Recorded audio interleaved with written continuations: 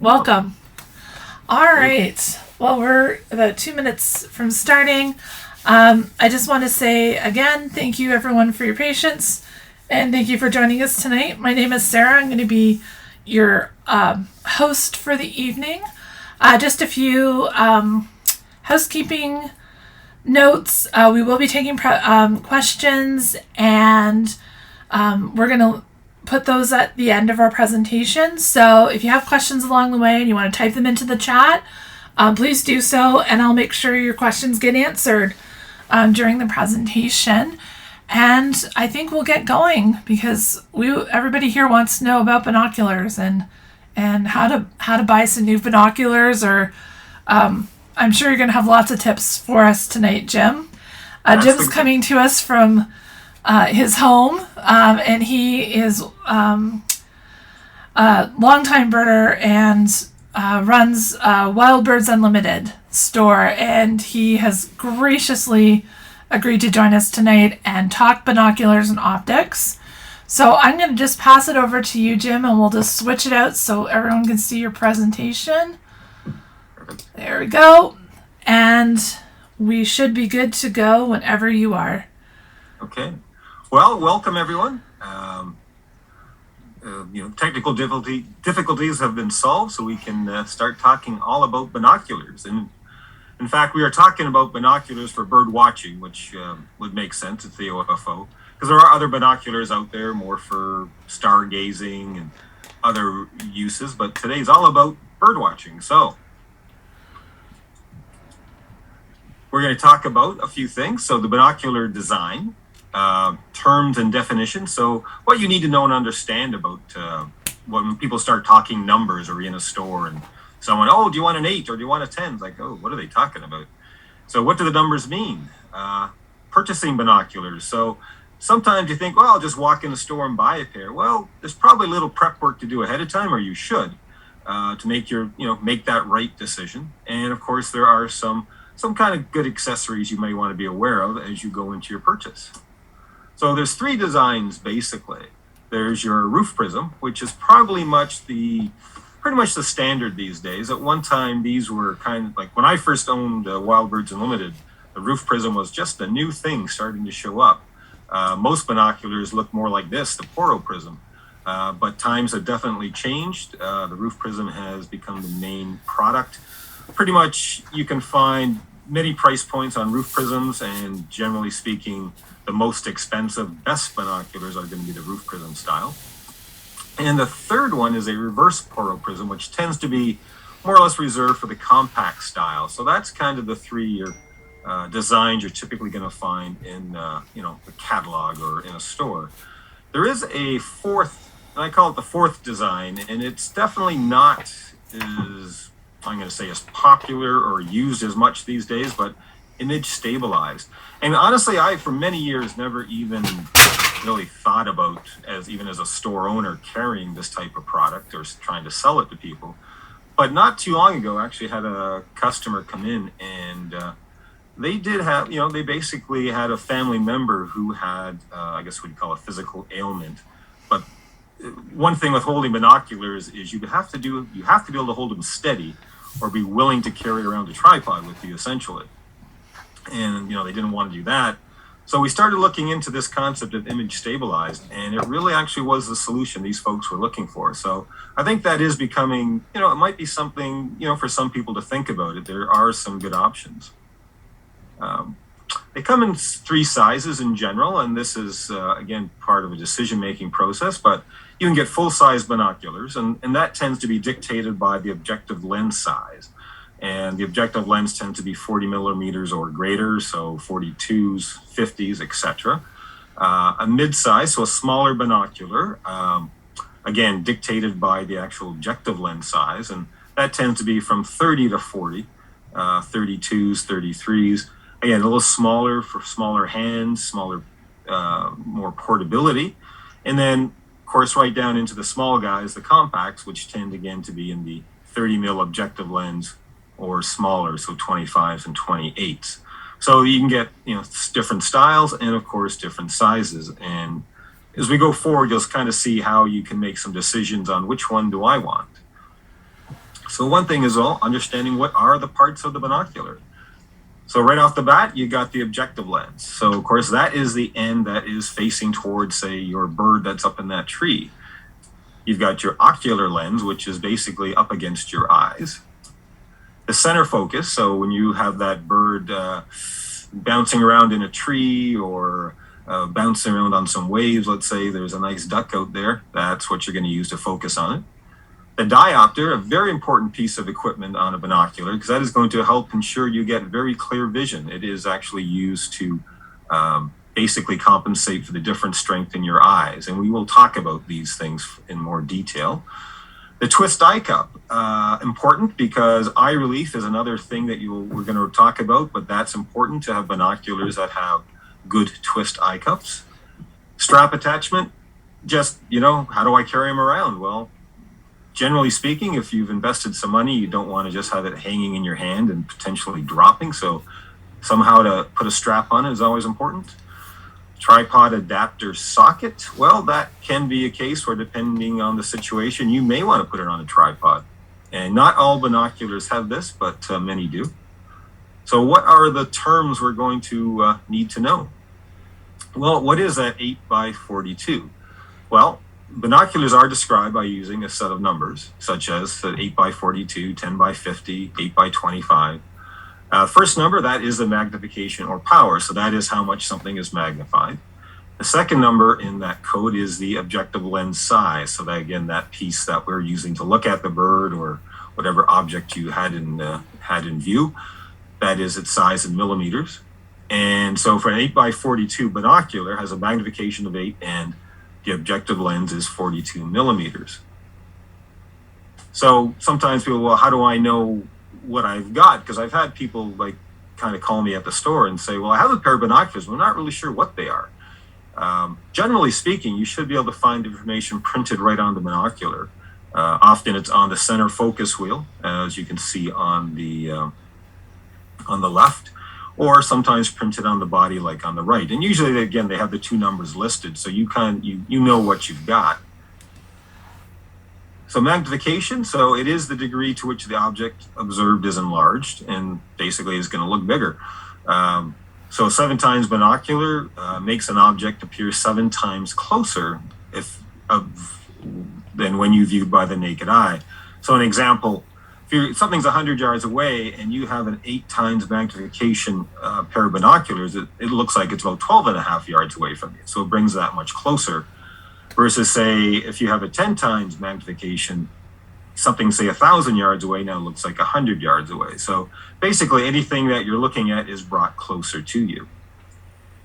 And there's just sort of an example of, if I was looking at a bird in a tree, in this case, this nice cedar waxwing, an 8 times binocular, that's how the bird would look to me. If I had a 10 times, hey, just got, again, my field of view has shrunk, but my image is larger, and then a 12 times, and again, a little bit bigger.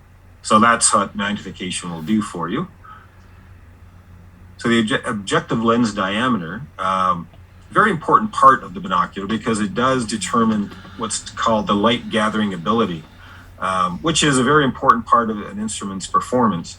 And it's one of the biggest things that if you're using a pair of binoculars with poor light gathering ability, that object you're looking at is dark, it's undefined, you're not seeing the subtle details of changes in color, the feathers, or that eye stripe you were looking for. So it's a really big part of it. And generally speaking, the bigger the objective lens, the more light the lens can capture, because again, bigger glass is kind of like dealing same with a camera. Bigger, your big honking zoom lenses have a very big objective lens. Objective lens can make the darker surrounding look brighter, given the same magnification and quality. So that's a big word right there, and I always have make sure people understand. Just because I should buy the biggest objective lens possible, I should get the giant 50 or something bigger. And I'm going to spend $100 on it. Well, the quality makes a huge difference too. It's not just about the size of the objective lens, but is part of the importance to the performance. And again, objective lens are expressed in millimeters. So 50s, 42s, 32s, 25s are kind of your common numbers. This is always one a lot of people don't think about when they're considering binoculars, but I have had people run into this problem, and it's called the interpupillary distance, or IPD. And it's actually the distance of the space between the center of your eyes, your pupils, your eyes. And binoculars are made to accommodate that. Usually have a range of 60 to 72 millimeters, so from the narrow to the wide. And simply a center hinge that allows you to move the binocular in or out to adjust to your eyes. And that can be a challenge because if you have a particularly, let's say, narrow set, your eyes are a little more narrow set, some binoculars may not work for you. If the opposite, where your eyes are a little further apart, again, you may have a little more challenge finding a pair that works for you. So it is definitely something you want to make sure that when you buy a pair, that distance is correct for you. So again, we'll talk a bit more about that. And this is just sort of people, well, if I can fit them over my eyes, so what's the big deal? I mean, if they weren't correct, what would be the issue? Well, generally speaking, when you look through a pair of binoculars, what you're looking for is that image on that red circle on the right. You kind of want that one nice oval looking circular picture of your object, of your bird, versus kind of like that figure 8 thing on the left. And that's what's going to happen, is you're not going to get a proper view if you can't get that interpupillary distance correct for your eyes. And eye relief. So when everybody's face again is a little bit different. The set of your eyes and binocular designers, they've come up with, well, we need people's eyes to be at this exact distance from the ocular lens or exit pupil to get the proper field of view. Because the image you're seeing is actually focusing in behind that piece of glass what you're looking through. And they want your eyes to be a certain distance from it for it to look properly. So it becomes an issue of, do you wear, if you don't wear glasses, or if you do, eyeglass wearers actually need a different set of criteria for their eye relief. And so if you have glasses, you tend to put the eye cups down, and if you are not wearing glasses, you tend to have to twist them up. So again, the designers are trying to accommodate, again, all the different potential for people. That everyone's a little bit different, so things have to be adjustable, but there is only a certain range that is available. So what eye relief basically is, so you look in that top pic, you've got an eye relief achieved by using a twist eye cup. In other words, you're creating greater distance by using an eye cup and turning it upward, so your eye gets further away from that ocular lens. And typically, if you don't have glasses, you need at least 12 to 15 millimeters for them to work. But if you do wear glasses, as you notice in that bottom picture, the eye cup is not up, but your glasses create the distance by itself. So in other words, that binocular eye relief has to accommodate the fact that your eye is further away to begin with. So it is, again, not every binocular will work for everybody. So it's definitely important to know that and understand when you test them out. And there's a few things we're going to talk about going forward that you'll see, well, how do I know if they're not working for me? So center focus. So binoculars have a center focusing wheel. So basically you're turning it in either to the left or the right to bring the object in focus, either further or closer. Basically what that center focus wheel is doing is adjusting the barrel, the glass inside those barrels at the same time so that everything works together. So a good center focus is important. So the diopter control, in fact, it's a very important, in fact, critical part to a pair of binoculars. Because when you go to use your binoculars, like a lot of people, like I wear glasses, which I also know I have one eye stronger than the other. And that's what the diopter is all about. The diopter is trying to allow you to compensate for the difference in the eyesight between your right and left eye. And what the diopter is doing is actually offsetting one of the lenses in the two barrels. So the image is sharp to each eye. So they actually, again, adjusting where those prisms sit and where the glass sits. Turn the diopter typically to the right clockwise. You're increasing the amount of compensation, to the left to decrease. Usually diopters are marked with a plus and minus. So you kind of know, oh, it looks like, I need a bit more, I need a bit less. You don't really have to know that, because all you're going to do is move it to the right or the left and it's going to get clear or not. Typically it's located on the right barrel between the eye cup and the actual barrel of the binocular. But some diopters are integrated into the center focus wheel, and there are other variations. So again, not a given that your diopter would be where you think it is. I know a few times in the store, a certain pair of binoculars maybe we don't sell as much, and I pull them out to show somebody. It's like, oh yeah, that's right. Where is that diopter? And this one is a little different. So that's always kind of fun. But to give you an idea, here's a few examples of diopters. Basically, you can see the one on the two outside ones, those are both diopters between the eye cup and the barrel. Yet the one in the middle, the diopter, is actually located behind the center focus wheel. And it's actually a matter of, in this case, you pull out the center focus wheel and then you can adjust your diopter. So in a little bit of a different spot. So again, you would have to realize that. And generally speaking, you can get basically diopters that are sort of free floating. In other words, you set it where you want it, you leave it, but they're not locked in place. So depending on what happens, you throw it in your backpack, grab your binoculars, you don't notice where you grab them. Sometimes you move it and you're like, oh, I'm looking through them and now things have got a little fuzzy. What's going on? So some of the better binoculars, typically more expensive ones, will actually have locking diopters, which is kind of a nice thing. So once you set it, you can kind of just leave it there. So the exit pupil, this is the amount of light that enters your eye. So the exit pupil depends on the objective lens diameter and the magnification. So if you actually took your binocular, if you've got them pair right now, or if you say go to a store and look at a pair, hold the objective lens up to the light, you'll actually see this bright light shine through at the exit pupil, and through the ocular lens, that is your exit pupil.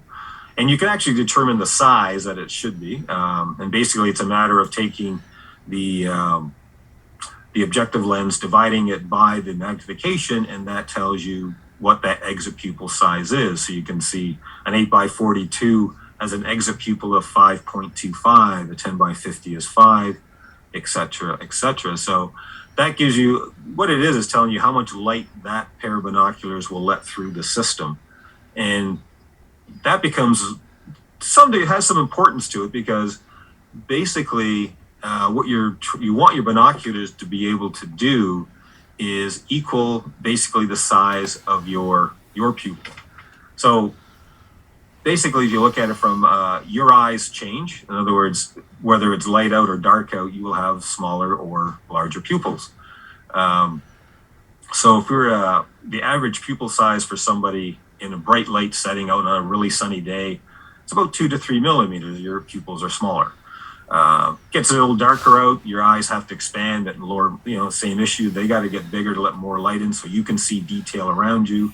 So they can go to 4 to 5 millimeters. And then, you get into the darkest of the night and expand to 7 to 8. So your eyes adjust as well. So the interesting thing with that is, so some people say, well, if what you're telling me is the exit pupil should match, and I want it to be the brightest possible, I should get one that at least gives me 7 to 8 millimeter exit pupil, which would be actually really hard to do.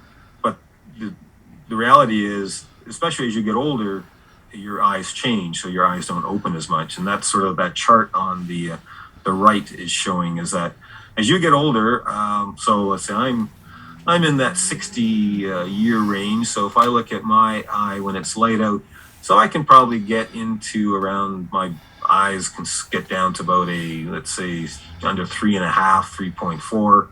But if it's dark out, they're at about, let's say, just at about 4.5. So the reality, all I ever would need is right now is a binocular that at the best got to 4.5, because my eyes don't get any bigger anyways. They couldn't accept any more light.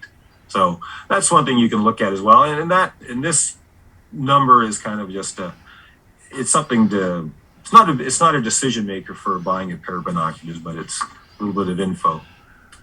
Now, field of view, that basically is the area between the left and right edges of an image. So these are all measured at 1,000 yards. So when you see a description of field of view of a pair of binoculars, FOV or linear FOV, it's also can be described as in degrees or angular FOV.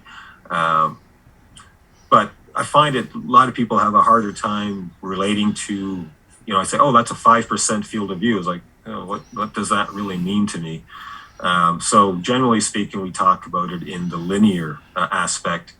But it's good to know how to figure out go to one or another, because sometimes you will not, the information, say, on a pair of binoculars is strictly in degrees. So if I have an angular FOV and I want to figure out the linear, I just take that degrees and multiply it by 52.5, and of course go the opposite.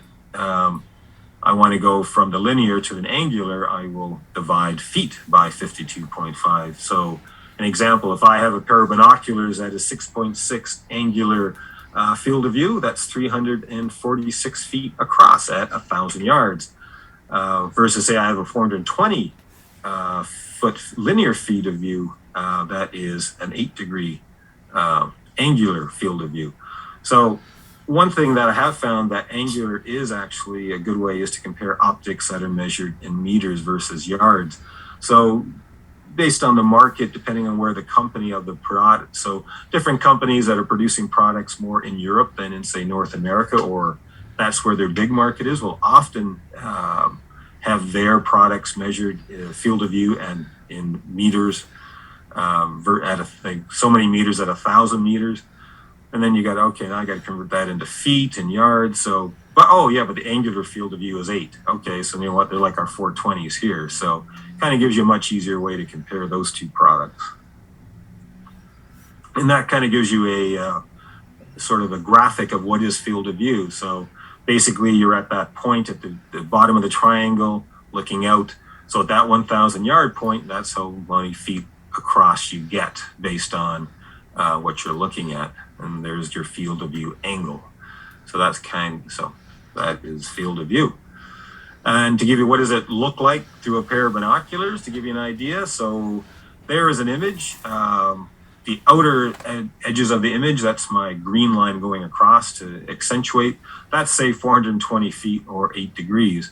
So that's what that image would look like. So I've got another pair of binoculars looking at the same image that has a 346 field of view or 6.6 angular field of view. It's that inner white circle with that blue line across. So you can see two people looking at the same image with two pairs of binoculars with different fields of view are actually going to see, more, and some are going to see less. So that's also part of the decision making when we start talking about, well, which binocular should I buy? Well, field of view might be some of those things, something you want to consider. Close focus. So binoculars are also, are great for bringing things from far away in close, but they can also be looked at things close and bring them even closer. And it's kind of neat because, depending on the time of year, let's face it, we're in April and May and migration is amazing and we're all watching birds, but then, June starts to come around, slowing down. Then all of a sudden we're into July and it's like, the bird activity has kind of disappeared, but it's a great time to watch butterflies, dragonflies, bees, etc. And a good pair of binoculars with a good close focus, all of a sudden you could spend some great time watching all these other critters running around. So, but it does vary. Some have a 5 foot and some to 15. Generally speaking, if you want a good close focus, if you want to look at things like butterflies and dragonflies, you probably want at least a close focus of 5 to 8. So again, part of something when you look at that overall package on a pair of binoculars is, if I'm going to use them for, the summer months, let's say, maybe I want to consider something with a good close focus. So twilight factor. So binoculars are used in all kinds of conditions. So if you're going bird watching, You may be going early morning, you may be going late at night, or later into the evening, at dusk and dawn. You might be heading into the woods. So twilight factor basically compares the effectiveness of binoculars in a low light condition. And again, light is critical in producing detail and color when you look through a pair of binoculars. So the larger the twilight factor, the more detail you will see in low light. So magnification is a critical role in this calculation. Higher power gives you more detail and image identification. So people look at it as, okay, if I have a higher magnification, I can bring in that image closer, I'll get more detail. So when you look at it from are they good in low light?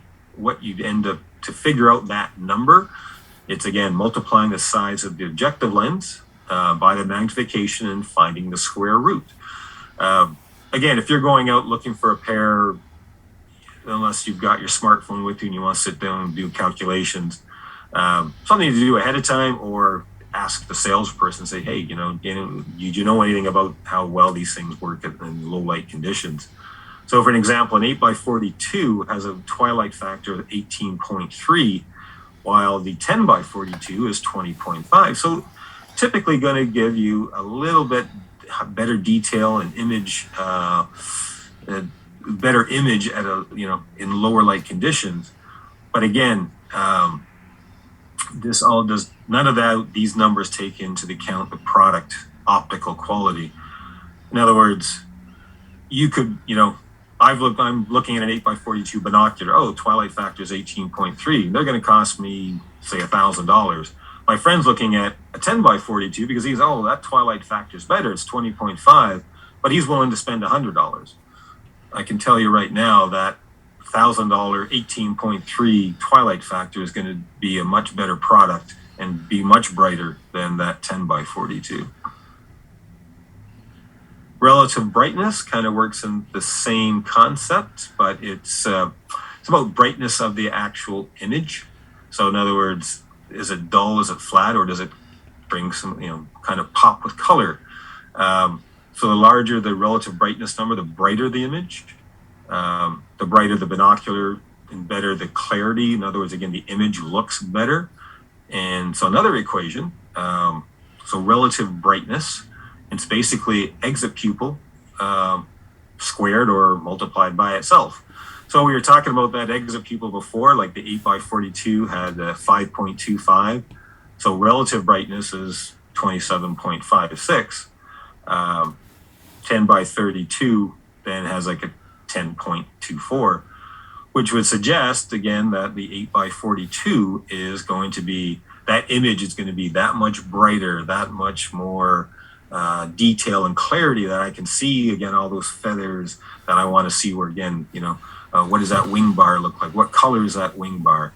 But again, and I put the note again, but it is about optic quality. If you're comparing two products in a similar price point, potentially from the same company, then generally speaking, yes, the 8x42 would be better. But again, you have to look at, what am I comparing apples to apples in respect to quality of the actual product? So image quality. So we've talked a lot about that. Is like, what is image quality? Well,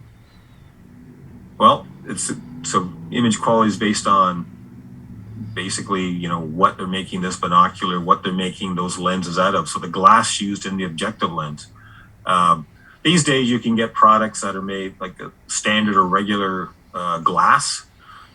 They tend to be disappearing slowly in most mid-price to higher price products, that they're being replaced with what they call higher quality glass, which you'll see descriptions of extra low dispersion, so ED or EDG or XD, high definition HD, or UHD, so ultra high definition.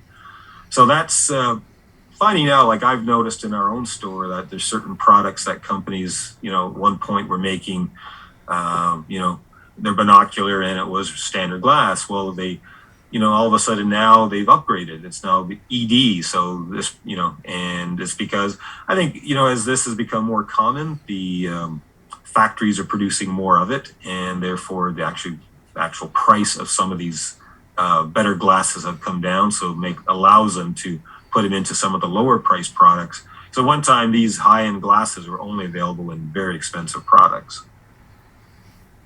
So trying to give a pictorial idea, well, okay, what does normal glass look like versus extra dense or, ED glass? Well, to give you, so, on the left, you've got your trumpeter swan flying across, and yeah, you can see it's not really crisp and clear. You've got a bit of chromatic aberration, that's some color fringing, and we'll talk about that a bit later. But the one on the right, oh wow, it actually looks pretty crisp and clean. And that's the idea behind the better glass. It's supposed to give you that better, crisp, clear image. Anti-reflective coatings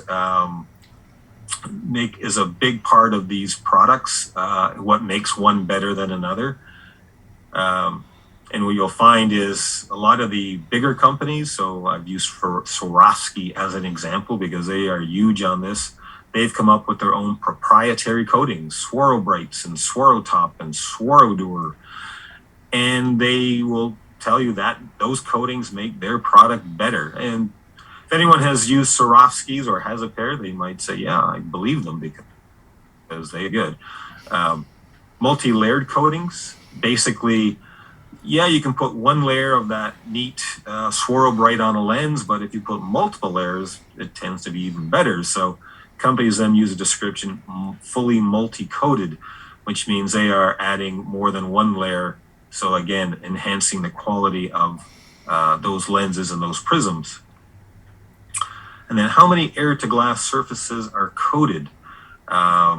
So air-to-glass surfaces include the objective and ocular lens and internal prisms. So better quality products will do described as having all air-to-glass surfaces coated, which basically means the inside, anywhere the air can come in contact, and that's inside the binocular as well as outside, has got coatings on it. So there are multiple prisms in the binocular, and of course there's lenses on both sides. Versus the lower quality products will usually be described as coatings on lens surfaces, and that basically indicates they're only doing certain aspects of their binoculars and not coating everything. Which, like everything else, the more time, more money, more coatings, or let's put time and materials put into the product, the higher the cost. And depending on what you're looking for, sometimes I don't want to spend a lot of money. Maybe I don't need that multi-coated thing. As long as they look decent, I'm going to be happy. But that's, again, multi-coated products are becoming more common. So we just talked about the multi-coating and air-to-glass surfaces. So to give you an idea, we talked about I said the binoculars had prisms inside. Well, to give you an idea, here are two styles. There's the roof prism, there's, on top, and the poro prism on the bottom. And that dark arrow shows you how the light travels through from the objective lens through to your eye. And you can sort of see the little pattern. That is all these prisms that are in there. So the light is basically bouncing around and being jumped from one mirror to the next mirror. So not only is the coatings important, but actually the design of what they call the prisms. There's two designs of prisms, typically the Schmidt-Pacan, I think I'm not sure exact pronunciation, but generally speaking, any high quality product will have that design, whereas generally speaking, again, the Abe Koenig is more used in lower quality products. It's just a cheaper system, cheaper to produce. Prism types, Bach 4, again, tends to be the higher quality products versus a BK7 tends to be the lower quality. So basically, as time's gone by, they've created and come up with these designs and prisms, and more expensive ones go in more expensive products, but do produce better images. The other thing that seems to have been showing up now in a lot of higher or better quality products is they call it a field flattener lens system. And so what it is basically is another lens that helps to reduce distortion aberrations at the edge of the lens. And basically what it does, so binocular lenses naturally are curved. There is slight curvature to them. And so to help create a better, more consistent, clear image without any distortion, they put the flattener in. And again, you can see on the left, that's with the flattener, and on the right without. And you can kind of see that I'm going to say dragonflies looks a little better with the flattener than without. And so, yeah, I mean, if you're, hey, I want something that's going to look really good, it's going to show me all the colors very clearly, very crisp, that flattener can make a lot of sense. So image quality is definitely, there's a relationship between the contrast, the sharpness, the resolution, the distortion, and the bright and neutral, and colors are bright and neutral. So all these 5 things make up a good or bad image. So high contrast is the separation of light and dark. In other words, you can see that clearly part of it is lighter, part of it's darker, kind of creates that pop, almost 3D effect. Whereas if you have a low contrast image, things look very flat and very dull, not very attention grabbing. And again, if it's one thing is what I find is most people don't really realize whether their binoculars are high contrast or not, because you really often, it's what you get used to. Hey, this is what, when I look through my binoculars, this is what my bird looks like. This is what that cardinal looks like. Yet when you take that pair and compare it to a pair, I say, I know these have high contrast, really good at very image quality for high contrast. Oh, now I see the difference. And that's kind of what we're trying to show in this image. Again, on the left, it's kind of it's not a bad image on the left, but the right, that definitely has a lot more pop to it. There's definitely a distinct difference between the darks and the lights. So, and that's what, again, a better pair of binoculars will do for you. So there you can see the low contrast versus high contrast. So light intensity. So how well are binoculars at showing, again, how much light is coming through, and then how much are they going from that objective lens to your eyes. Again, if you look at the image on the left, looks kind of dark. I mean, again, by itself, if you didn't have a comparison, you might say, oh, that's a pretty good image. But the right side, you can see everything looks a lot brighter. There's definitely much more clarity, much more color going on. And again, that's the ability of the binoculars to produce that light intensity when you're looking through it. Edge sharpness. Basically, you're looking at this image and say, well, that's what you want, is something that is sharp from edge to edge. Sometimes a failing in some binoculars where the edges start to blur out, and maybe you don't notice it as much because you are focused at the center. Often when you're looking at something, you're putting it in the center of your vision. So what you're staring at is in the middle of your binocular view, and you're not noticing the edges so much. But if you started looking towards the edge, you might notice, oh, this is I'm looking at based on the same flat, same level of distance. So everything is in line, but the edges look blurry, but it's all the same focus distance. So they should all be should all be very sharp. And that's, again, good binoculars are edge to edge sharp. So image quality, detail recognition. So again, if you're looking at feathers and you wanted to see the slight, the color variation, the actual barbules of the feathers, fine detail should show up in a good pair of binoculars. And again, it's not always something easy to recognize that, my binoculars have great detail recognition, but that's all you're used to. When you compare it to another pair, you might realize like, oh yeah, there is there's another jump to go. And they call it limiting resolution. So that's, again, optics have the ability to separate tiny details. So in other words, you should be able to look through and see the different feather strands and see, slight variations in colors. So again, sometimes the best way to understand this or see this is compare your pair to a known really high quality pair. Light transmission. It's the ability of the optics to allow light through to the exit pupil. In other words, and the issue with light is the more light you have, the more detail you can have. All of that all these things we've talked about rely on light. So binoculars, because once light hits a glass surface and then has to go through and hit all the other surfaces, all those prisms, you start to lose those light rays start to dissipate. You start losing them. So if you have a pair of binoculars that can get 90% of the light that came into the objective lens to the exit pupil, you lost 10%. So if you can reduce that 10, to 5 to 2%, all of a sudden your binoculars get brighter and brighter and images get better and better. So that's all about the glass, but there's also the build quality of a product. In other words, not every pair of binoculars is built the same, but optics do tend to be sealed and purged with inert gases, nitrogen or argon. That prevents water, internal fogging, dust and debris from getting into the optics housing. You should never be concerned about rain. The binoculars should be waterproof, and some are in fact waterproof to a specific depth. For example, Swarovski NL they rate them to 13 feet. So if you drop them in you're out in a canoe and you drop them in close to shore, at least let's say, chances are they only drop down 5 to 6 feet. And I think they might have rated it like 30 minutes.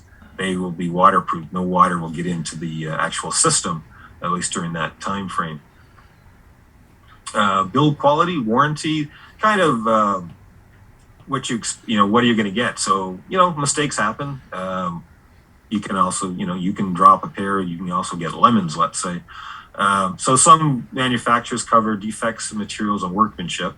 So that's based on, hey, we built it, something's come loose, the cover on the binocular is not right, the eyepiece has come off, we're going to fix it for you. So the example, Nikon gives you 25 years on this. In other words, hey, if you have a problem with your binoculars that our product didn't live up to wear and tear, we'll fix it. Zeiss is lifetime in that respect. Celestron, 2 years up the lifetime. So that varies. Again, you have to sort of, when you decide on a product, warranty should be something to think about. There are some really good warranties on the market. Vortex is probably the most famous for that. I'm sure someone out there in the audience is using a pair of Vortex, and they've got a full lifetime no-fault warranty. In other words, you can drop them off a cliff, you can run them over with your car, they will fix or replace them for you. And I've actually had some experiences with customers where similar things like that have happened, and they have got new binoculars out of it. Optical, a company out of England, they offer no fault for 5 years on some of their products, and then after that, just material defects in materials. And one thing, when you're buying a pair, find out what the warranty is, because at least you got some understanding of something happens. What can I do about it? And so yeah. So you've kind of got to the point where some of them, the numbers, what quality is all about. Maybe you're ready to buy your binoculars. But one thing, whenever you're about to when you go to buy a pair of binoculars, unless you know how to set them up properly, you may never get the full benefit from them. And if you own a pair now and you've never really been shown, this is an important part. So we talked about interpupillary distance earlier. And that's the very first thing you do when you set up a pair of binoculars, is bring them up to your eyes, move them in and out, get that nice sort of circular view. That's what you're looking for. You don't want that sort of funny figure 8 type look. You want to adjust the eye relief. So again, we talked about it. So you don't have glasses, move the cups up and then down as required. So start with them up and then move them down. If you are wearing glasses, start with the eye cups down and move up as required. I know I wear glasses. There's the odd pair I actually have to move the eye cups up a little bit to make them work best for me. And how do you know if they're working right? How do you know if the eye relief was set right? Well, you'll have a clear image from edge to edge. And I'm not talking about the quality of the image, just the fact that edge to edge, you see the image clearly. So if the eye relief is too short, you'll notice in the bottom edge of your field of view, the bottom end of your binocular view, you've actually got some shadowing. And if the eye relief is too long, in other words, your eyes are set back too far, that shadowing is typically all around the edge of the field of view, or we call that vignetting. When you focus the binoculars, what you want to do, you want to again take advantage of the diopter, but the first thing is cover the right side barrel with the objective lens cover. So what you're basically doing is focusing and setting the focus for your left eye. Use that center focus and focus the binoculars on an object, let's say 20 to 25 feet away, just to have something to look at. Use that center focus to get a nice, clear, crisp image, and then uncover the barrel. And while you're doing all this, do not squint your right eye. So you are focusing your left, but don't close it, don't squint it, because a lot of people have a tendency to want to do that. But no, keep both eyes wide open. It does actually affect squinting or closing. Your, say, one eye does actually affect to some degree the focusing on your other eye. So the next step, to set the diopter, now you cover up the left side barrel with the objective lens. So now you're doing the compensation for the different strengths in your eyes. So using the diopter, focus the binoculars on the same object from step 3. In other words, you want to sort of be consistent, so you're looking at the same thing to get it focused. Now you're going to make sure, again, you get to achieve that clear, crisp, sharp image. So uncover the left side of the barrel. And again, don't close and squint your left eye. So that's important. So now at this point, your binoculars should have compensated for the difference in your eyes. So you're focusing, everything should be crisp and clear. But the one thing is, if you wear glasses, generally speaking, start the diopter in the neutral position. And as you can see in the image, the neutral position could be indicated by a 0 or a center arrow. Leave your diopter there. Because often, generally speaking, your prescription glasses should already compensate for the need. So your diopter often should be right in the middle. You shouldn't have to change it much. I mean, and that's assuming your prescription's up to date. Obviously, as time goes by, your eyes can change, so you may need to move that indicator, that diopter, one way or the other. But start off in the middle because you may not have to touch it. And then you've got them set up because you're looking at, say, a nice picture. We have the customers look at this coffee chart that has a nice picture of some a girl holding a bird, so it's kind of neat. Lots of different colors, but we also have a test chart in the store. Not this one, but something similar. And so once you've got that set up, use that center focus now and focus the binocular. It could be on a different object. Generally speaking, something in a different distance as well, typically further away. And if you're looking at this is an actual optics test chart. And what happens is all these lines and all these numbers, everything should be clear and distinct when you look through your binoculars. Things shouldn't be blurring together, running together. You'll also be able to see, well, what type of detail can I see? In other words, how small can I see with these binoculars at something that's, say, 100 yards away? So it gives you an idea what a difference between an 8 and 10 is, what you might see in detail. So if you're tested, so once you've got your binoculars set and you've got everything focused properly, I want to test the quality. In other words, I know what I'm supposed to be able to see, these, bright, colorful, clear images, but there are some things you want to check for. And one of these things that it generally, this is going to be to some degree in a lot of binoculars, and, I'm going to say lower to mid price, you're probably going to get a bit of this at times. It's called color fringing. It's basically an optical distortion due to the wavelengths of light colors that don't quite go into the same convergent point. So looking at it from a technical side, that's that light bouncing around inside the barrels between prisms. So what'll happen, you'll get a bit of a color distortion on the outside edges. So in this case, you'll see this white pigeon has got a nice pink haze around it in places and blue in another spot. And that's chromatic aberration. Generally speaking, what you do, and of course that's on the left, on the right, you see where a better pair of binoculars doesn't give you that. It's actually really crisp and clear. To do that test, what you want to just really, take your binoculars outside, you want to focus on something that has the sun behind it. It could be just a leaf in a tree. And if you get this effect, you've got, color fringing or chromatic aberration. If you have a lot of it, like that image on the left, then you might want to consider a different pair if you're getting more serious about your birding. But it should look a lot more like the one on the right. Astigmatism. So some binoculars can focus great, but don't do a great job of focusing everything. So if a pair of binoculars have what they call astigmatism, you can have, as you can see on the right, some blurry edging. And sometimes it's not the edges that's blurred, it's the middle that's blurred. Your edges are really crisp and clear, but the middle's blurred out, which is worse because, again, really where are you focused, but more in the middle. But again, something to look for that, again, it's reflective of the quality of the product. Alignment or collimation. If the binoculars are out of alignment, you've got a double image, and that's really obvious when you're taking a look through. And that's more about you've dropped them and something has gone out of alignment inside.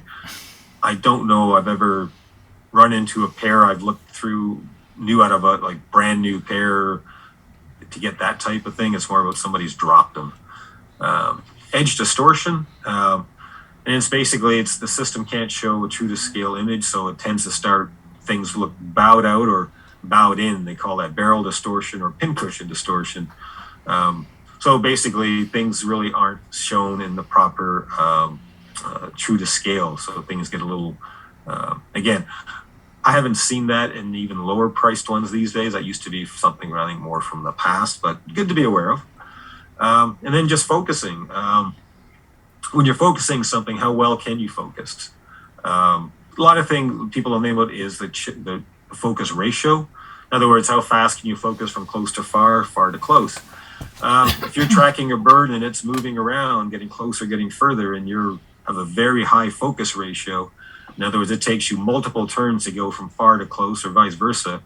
By the time you get focused on the bird, it's gone. So it's good to be aware of it. Generally speaking, most manufacturers don't publish focus ratio numbers. You can find it on the odd one, but it's more about, try the pair out and see how well they focus. So you got some ideas about, what the quality side, what the quality of images are, what the parts are, what some of the good things, bad things you're looking for. So what about when you go to buy a pair of binoculars, what's there to consider? Well, what you should be considering is what are you going to use to look at? Because that's a big first step. Is it general birding? Say, hey, you know what? I'm going to look at everything. So that's good to know. That's a good way to start. Or no, you know what? I'm really into just like wandering in the woods and looking at woodland birds. Or no, I'm down by the lake looking at ducks all the time. Or I'm part of a hawk watch, and that's really my main focus. And in my backyard watching birds. I love late and early morning birding. Or I'm out on the boat all the time. Or maybe I'm really not even using these binoculars for birding so much. Maybe it's more about boating. So that can make a decision, change your decision as to what you're going to buy.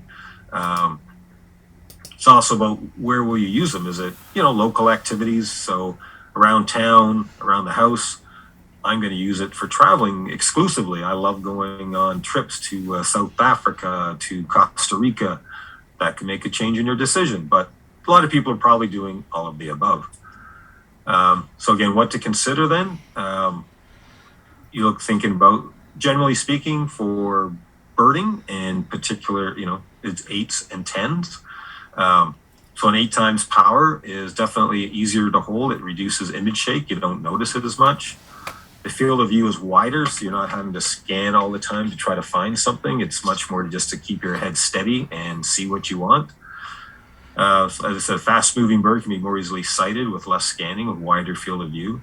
Depth of field is deeper. So in other words, birds can move back and forth, not just from side to side. And again, less refocusing as something goes deeper into the bush or comes a little bit further out.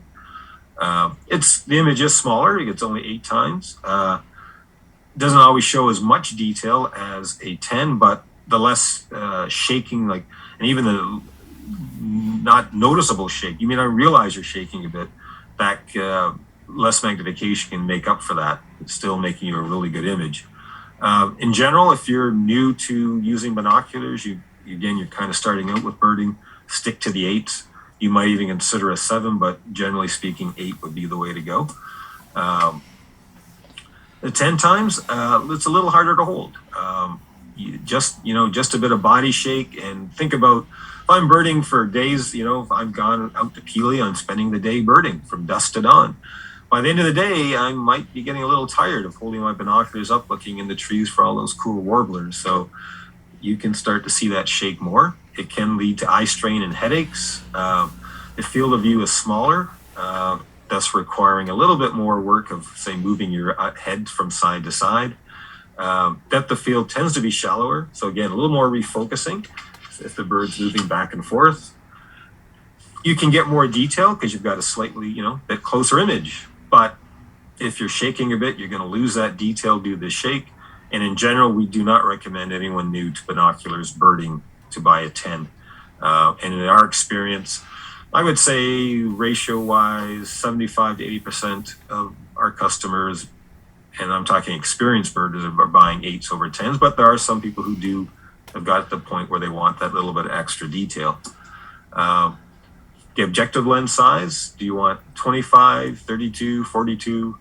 The objective lens size impacts other specs of the products. In other words, the size of the binoculars is impacted by the objective lens. Is it full, mid, or, full size, mid, or compact? And the weight of the binocular. So larger the objective lens, the heavier they are, which means, again, if I'm out birding for a lot of hours, the weight might be an issue. Maybe I don't want something too heavy. And then, of course, light gathering ability. How well do they perform? Whether it's the twilight factor or relative brightness, dawn and dusk, cloudy days. So again, may want to think I want, the brightest possible binoculars. So maybe I'm going to go after the 50s, but then I have to take into account the size and weight. It's a lot of decisions there. So I said size. So size of the binocular, compact, 21 to 32 mils, mid-size, 32 to 42 objective lens, and the full size 42 and over. Another thing a lot of people don't think about is how they, initially, how do they fit in your hands? I'll be, binoculars is 2 tubes. I stick it in, I hold them. Definitely have discovered over time that, some binoculars some are wider, and if you have smaller hands, they may not be comfortable.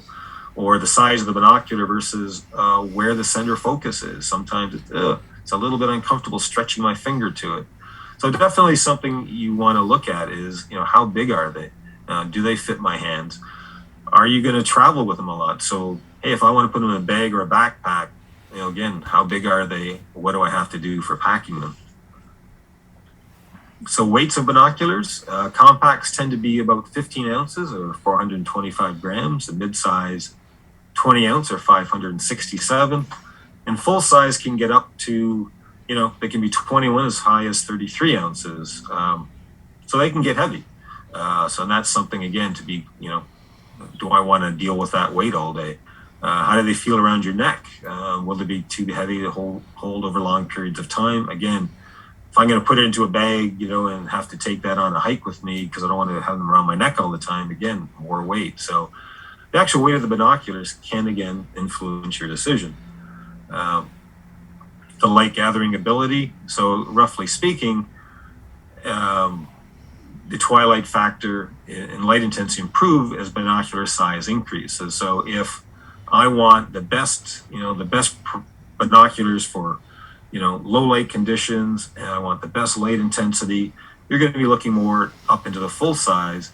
You may not go all the way up to a 50 mil objective lens, but at least a 42, and accept the extra weight because I want to use them at dawn and dusk, and they're going to be better than most of these other compact and mid-size ones. And just to sort of give you an idea, kind of tried to throw it into a bit of a chart, sort of give you a feel, like here's an idea of, so again, magnification in compact, mid-size, and full size, with the different objective lens sizes, the twilight factors, relative brightness, and weight. And generally speaking, a lot of the numbers as you go up the ladder, the weight goes up, the size of the binocular goes up. So again, often when you're looking for the brightest and best low light conditions, you are looking at larger binoculars. So if you're once you've kind of figured out, I kind of think I know what I want, well, you also need to figure out how much do you want to spend, because the price of binoculars does vary dramatically. So if it's a first pair and you're not sure how often they'll be used, Is that how you set your budget? You've just started birding, you love it, and borrowing your friends, and you plan to purchase a great pair in a few years. There's another, way to, okay, maybe I base my budget on that concept. You have an existing pair but want a better pair. Well, that can also change how much you want to spend.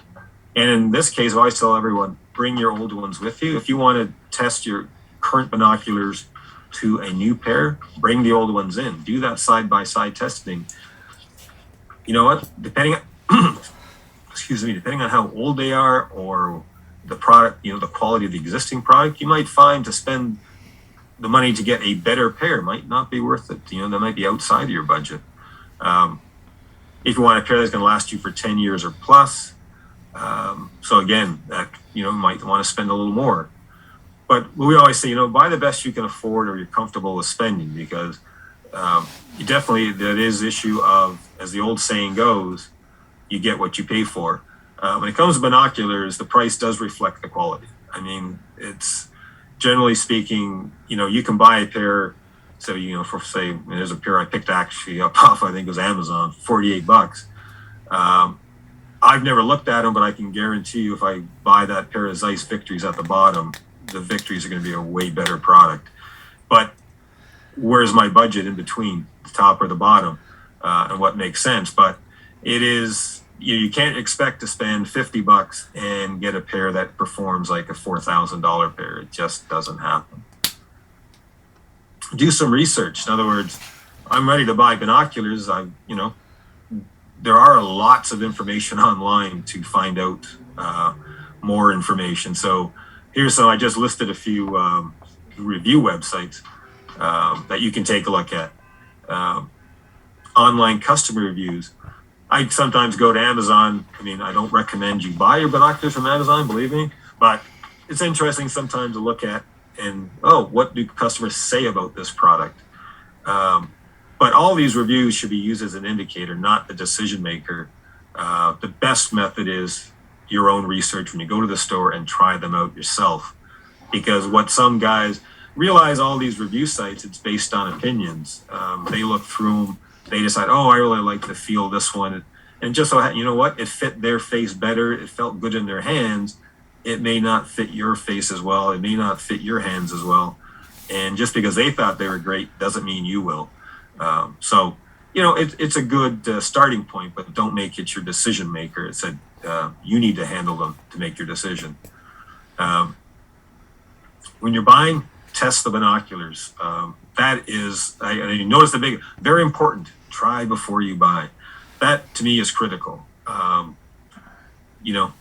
If you're lucky and a friend owns a pair that, hey, I really think I want to buy that pair, and you own a pair, hey, do you mind if I borrow them for a couple of days and just test them out? They might let you, they might not, so it all depends. But that's a great way to find out, are they the right pair for you? I think I saw on one of the online chat forums, somebody was at New Birder was asking, well, where do I buy binoculars? And I saw that answer was, I bought mine on Wayfair, and I only spent $60, and yeah, don't worry about buying name brands. That's all you need. And I thought, wow, that's one of the worst pieces. And this was from, quote, an experienced birder. And I thought, wow, that was one of the worst bits of advice I'd heard for anyone new, because one way to turn somebody off something is give them a piece of junk and say, hey, go out and go birding, and yet everything is not focused and not blurry. So definitely try them before you buy them. And I throw this back in there only because the image stabilized product, I think there is going to become a market for it. And I think sometimes for some people it's worth taking a look at. What caught my eye as I was looking at some reviews, and the Kite Optics won the Best Binoculars Review 2021. I thought that was interesting. I had never really considered that type of product for our store.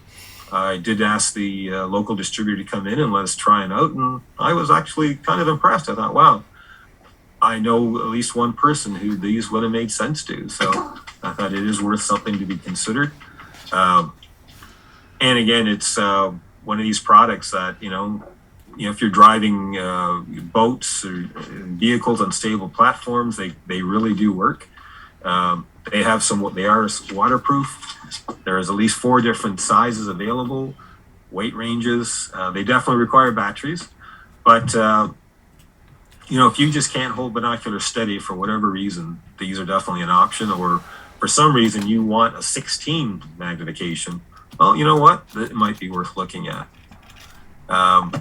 Accessories. So generally speaking, when you buy a pair of binoculars, at least you're going to get a bag and a strap, carrying a binocular neck strap, so one that you put around your neck. Often they throw in a little cleaning cloth for you. Rain guard or covers for the ocular lens.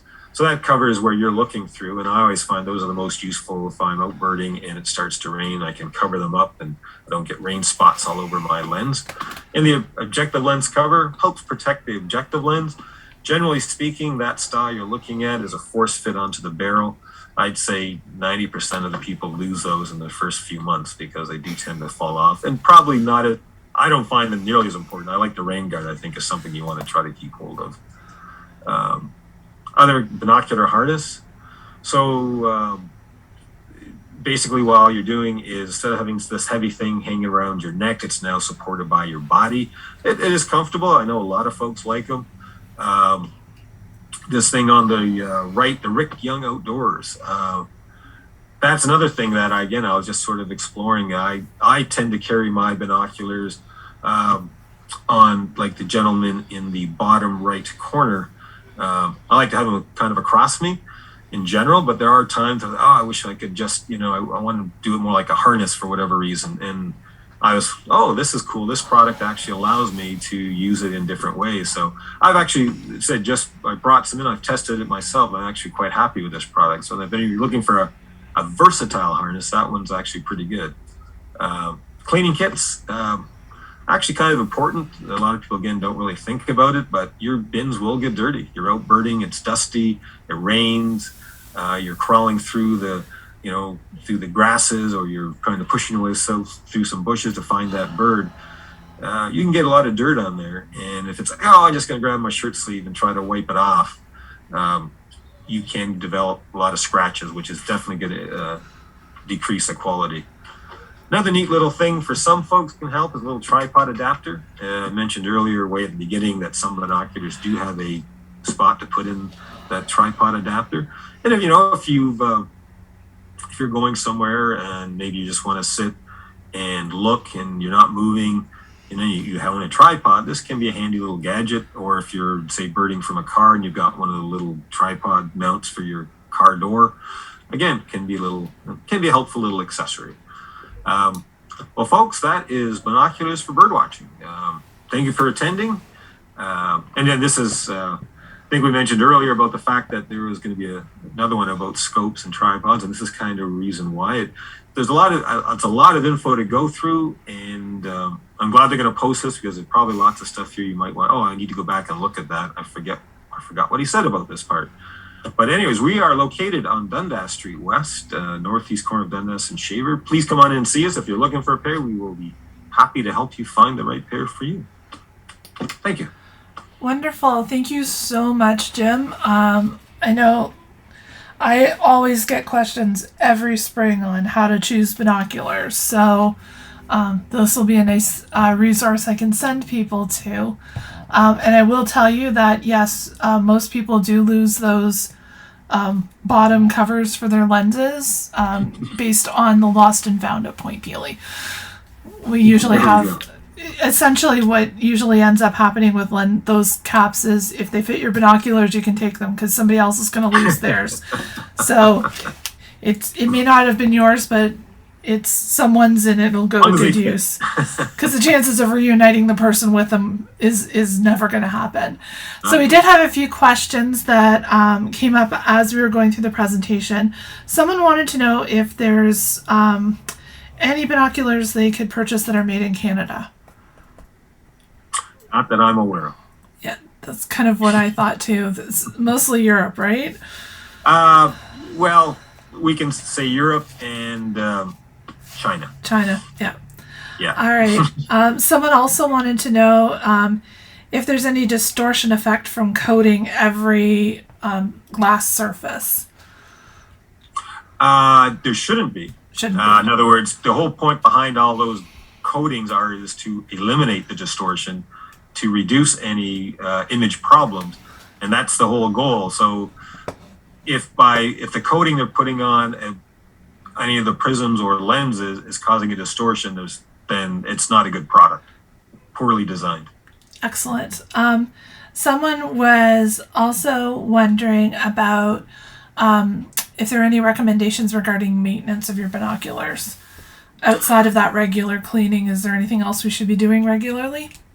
No, not really. There's really not much you typically need to do. I mean, if, the issue becomes like, if you're, like, I remember we were at the tip at Long Point for a couple trips for a few weeks and lots of sand. And I know there are times when you're a little careless, and I know I got a lot of sand in all the parts of my binocular. I'm not comfortable getting it all out without, damaging something. I sent them back to say, hey, can you guys clean these for me? Yeah. But I mean, unless you've done something specific to them, like I said, drop them in a bunch of sand, drop them in even in water, you shouldn't have an issue, because if there's no water leaking into the barrels, you're good. So generally speaking, no. If everything's looking good, I wouldn't worry about it. Excellent. Someone was also asking about binoculars. Mm-hmm. And just said, tell me about binoculars, please. It's an object.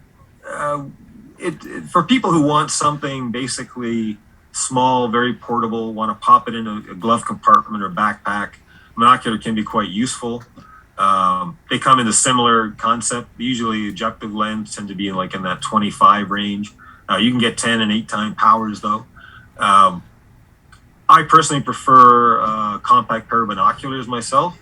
I guess if you're used, they are definitely available. I think one of the things I think we were talking to Lynda earlier, talking about when we're doing the scopes, maybe we'll throw the binoculars in there as well. Excellent. I always kind of relate them more to, they're like little mini scopes, right? But and the way you use them is very similar. So, all right. So stay tuned for the scope presentation. We'll get more binocular detail then. Somebody has also said they have a pair of 10x50s from the brand called Outbound.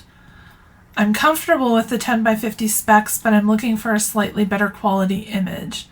What is the best brand for a tight budget around $200 maximum? So in the $200 range, you're probably, so if you're willing to go a little below, I mean, Nikon sells a decent product called the ProStaff 3S. It's about 180. That's a nice product. Now that's an 8x42. So again, it depends on, so there's a perfect example of, bring your old ones with you. I'm not familiar with that brand that they mentioned, so I don't know where they fall into the quality level, but they may, I like my 10x50, but comparing it to say because they're looking to spend $200, I'm assuming they paid less for these ones.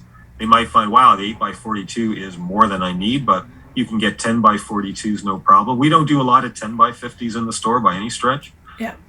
We find it's really not a great general birding binocular. Yeah, I've always found that those have been more for the people who want to watch boats crowd. Yeah, I get the odd customer who comes in who lives on the lakeshore who wants to sit up on their balcony and look at sailboats going around. Yeah, I grew up in Sarnia, so there were a lot of people that just wanted to watch the freighters going by, and that was what they were using. That's generally. a 10x50. Yeah. Someone also asked if you had any comments on binoculars with permafocus technology. Permafocus. So is this a fixed focus binocular? Or is this something that I'm trying to understand what it is. That so it sounds like it's a trademarked name, permafocus technology. Because I focus, say, on a bird, and as it moves, it refocuses for me. Is that the concept? I'll see if he can add that up in the chat.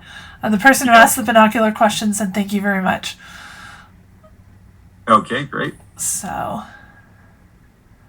I guess it's just it's automatic focus. Yeah, I've never seen a pair of those. I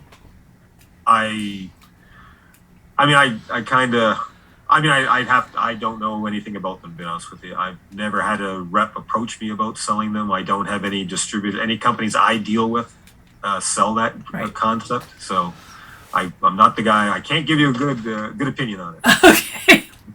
Hey, that's quite all right. We can't be experts on absolutely everything. All right, so I'm just gonna throw it out there and see if there's any additional questions that anyone has. We'll just. Oh, somebody said it's the Bushnell 10x40 Spectator Sport. Okay. Has it? So I'm guessing that's probably something geared towards stadium goers. Sounds like it. Yeah. I mean, to me, I'm trying to imagine if I'm watching a warbler flitting, bouncing through a tree, that a pair of binoculars. I mean, I know my camera can't focus fast enough to keep up with them sometimes. I just think it would have a hard time deciding what to focus on too. Another issue for sure. With birds, anyways, I think it'd be easier in the kind of stadiums. Big stadium where you're looking at the sports setting. Yeah. All right. Well, it doesn't look like we have any additional questions, so we'll just wrap it up for this evening. And say another big thank you to Jim. We really appreciate you joining us tonight. And stay tuned. Somebody wants to know what binoculars you use.